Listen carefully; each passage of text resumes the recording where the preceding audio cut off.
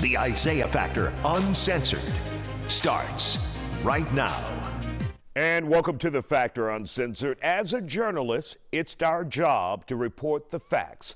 And we should not become the story. Brutally murdered investigative reporter Jeff German had no choice in the matter. Every single news outlet in Las Vegas is covering his death. He was stabbed to death, brutally stabbed to death outside of his home Saturday morning. The main suspect, get this, is Las Vegas public official Robert Tellis. Police have not released a motive, but many say Tellis's Twitter feed may tell it all. Tellis, who has been the subject of multiple investigative pieces by German, posted a long list of negative thoughts about the journalist's work. Back in June, he referred to German as a one-trick pony and said one of his articles was, quote, lying smear piece. Now, Tellis is still in police custody. This is after the elected official's wife's car was seen near the reporter's home the day he was murdered. And of course, Tellis lost his re-election after the series of reports done by the journalist German. As for German, his death has set off alarms about the dangers of a career in journalism, what I do, which is, of course, my life. Let's talk about it. Guys, when you take a look at this Jeff German story, stabbed to death by a man, allegedly by the man that he did a series of reports on in Las Vegas, Robert Tellis, the Clark County administrator, where apparently the guy got so upset he went after the reporter. They are still investigating. He has been charged with murder so far, but it's just mind-blowing. But it's a reminder that the dangers that we all face as journalists out there, especially when we dig deep, Dave. Absolutely. You know, this is the only profession that is enshrined in our Constitution, right? The freedom of the press. But that doesn't mean freedom from problems and freedom from, you know, revenge, quite frankly. You know, I was telling you before we started rolling, Isaiah, that I did a story many years ago that was about police brutality involving Oklahoma Highway Patrol. And for many weeks after that story aired, I was followed around. And I actually had to have a colleague pick me up and drive me back and forth for at least 2 months just to make sure nothing happened. So we see this happening all the time, and especially now that stories go viral and it goes beyond the market that it was covered in, then that reputation, that name, that image, all of the coverage, that takes on a national sphere, right? So people get upset, you know. I mean, how many times have we gone into our inboxes and seen videos and clips from other markets or from other cities, and we know who these people are, and they don't even know that we know who they are.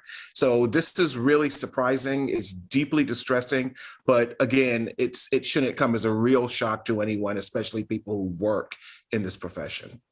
Jack, are you surprised that journalists, their lives could be in danger in this profession?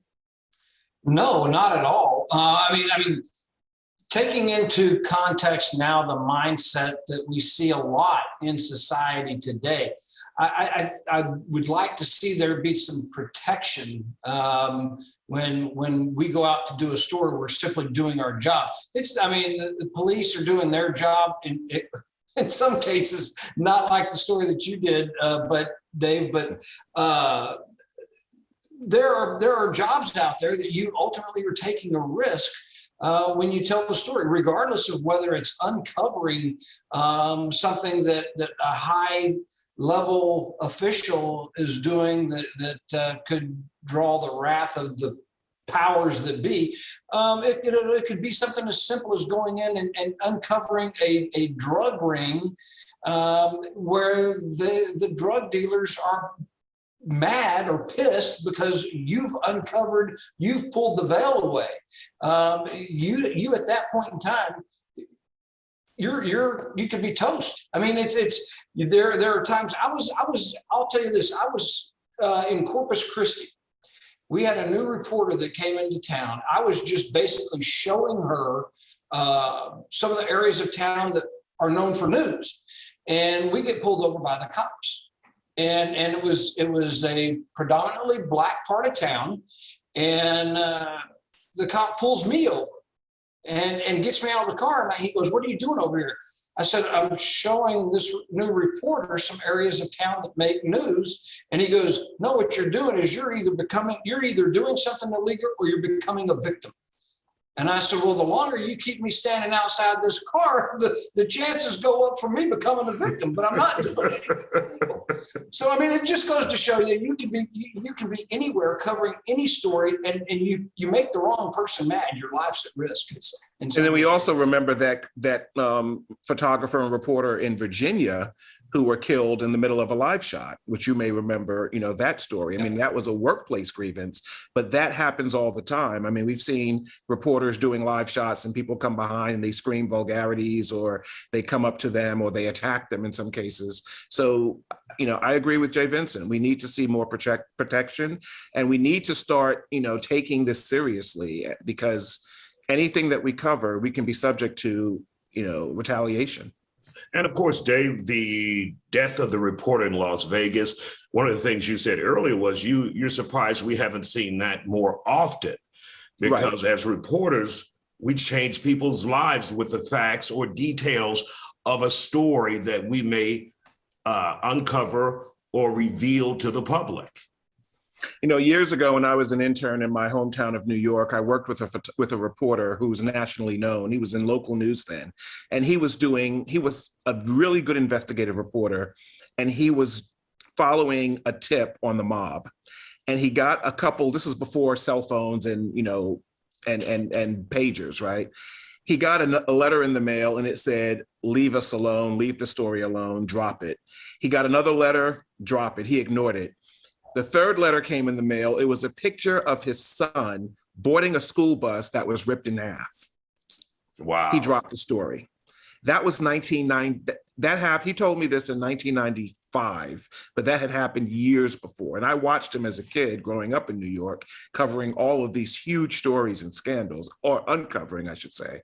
So you definitely know what you're going into as a reporter and as a journalist, but it does give you pause that this could happen, and that there's more of a proliferation for it to happen, because, a lot of us live in the community, Isaiah. A lot of us go to the same places everybody else goes. So it's very easy to dox us. It's very easy to find out where we are or who we are, and where we live. So we're easily accessible. And plus with social media, with us posting where we are, people can always find us.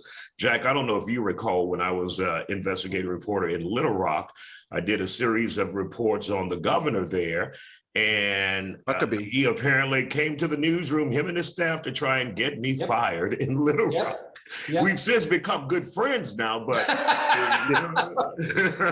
yeah, I do. I remember that. And I was working on another investigative report in Memphis right before I came to Fox in Houston, and I didn't get to finish an investigative report on the girlfriend of an elected official, and he was so happy I got my own proclamation, and he said, "Get the hell out of Memphis and don't come back." So I got my proclamation. But it's a dangerous job out there. Thank you, guys. Always good to talk to you. And I need to tell, and before I go, we have to let stations know that you may want to add more crews, and you may want to add more two-person crews, because, there's safety in numbers, and having someone out there with a camera by themselves may not always be the most advantageous and safest way to gather a story. Absolutely. And for newspaper journalists as well.